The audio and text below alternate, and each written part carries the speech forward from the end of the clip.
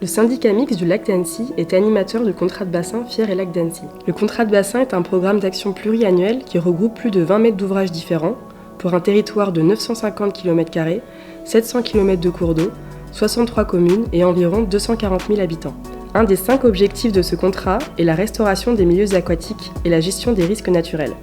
Ce volet comprend notamment des travaux de restauration morphologique et de la continuité écologique des cours d'eau. Pour répondre à cet objectif, des travaux sous maîtrise d'ouvrage de la communauté de communes des Vallées de Thônes ont débuté en 2021 sur le cours d'eau du Non sur la commune de Thônes. Suite au transfert de la compétence grand cycle de l'eau des EPCI du bassin versant au SILA au 1er janvier 2022, le SILA a repris la maîtrise d'ouvrage de ces travaux.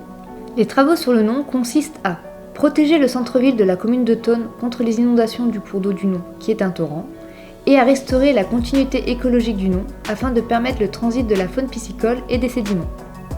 Pour ce faire, le seuil de l'Arès, qui était situé entre le vieux pont et le pont neuf, a été arasé. En remplacement, et afin de tenir le profil en long de la rivière, 4 rampes d'enrochement ont été mises en œuvre sur plusieurs mètres linéaires. Elles sont franchissables par la faune piscicole et permettent le transit des sédiments. Le lit du Non a quant à lui été élargi et approfondi. Les berges ont été consolidées à l'aide d'enrochements au niveau des ouvrages de franchissement et à l'aide de caissons végétalisés sur la majorité du linéaire. Le SILA se fait accompagner par Hydrétude en tant que maître d'œuvre pour la conception du projet et le suivi du chantier. Hydrétude, représenté par Philippe Martin, nous présente l'utilisation des caissons végétalisés sur le Non.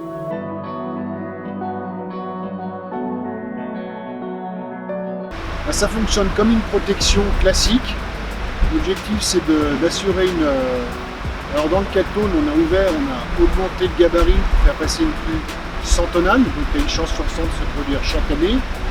Et en élargissant les berges, on est obligé de les consolider, donc le technique, les enrochements et surtout les caissons, donc qui vont permettre de créer et de conserver notre gabarit futur.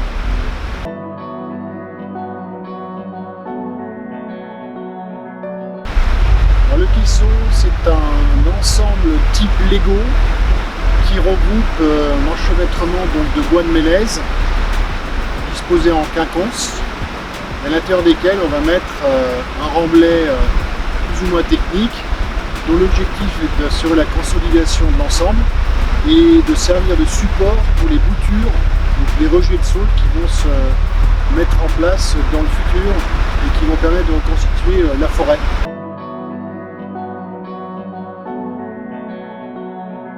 Donc les matériaux sont des bois de mélèze sur la partie que l'on voit en visuel et qui sont complétés par des bois de glace. Les deux sont de classe 3 et ils ont une durabilité de plus de 20 ans aujourd'hui. Donc c'est les bois les plus résistants qu'on peut trouver pour faire ce genre d'aménagement.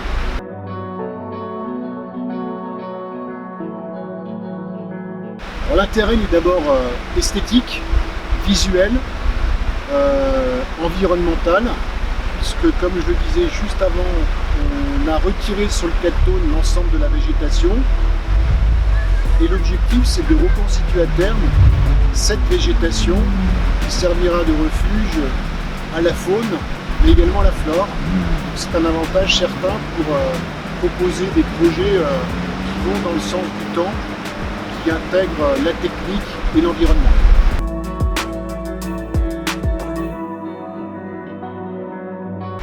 Si on devait retrouver un aspect négatif sur les premières années, c'est peut-être un peu plus fragile puisque les boutures de sol n'ont pas pénétré à l'intérieur du caisson, ils n'ont pas consolidé celui-ci par le système racinaire. L'autre aspect négatif, si on peut le considérer comme tel, c'est que ça va demander un tout petit peu plus d'entretien si jamais on veut garder une végétation. Puisque les boutures de sol qui vont rejeter ont des niveaux de pousse de plus d'1 mètre par an. Donc il faut entretenir tout ça.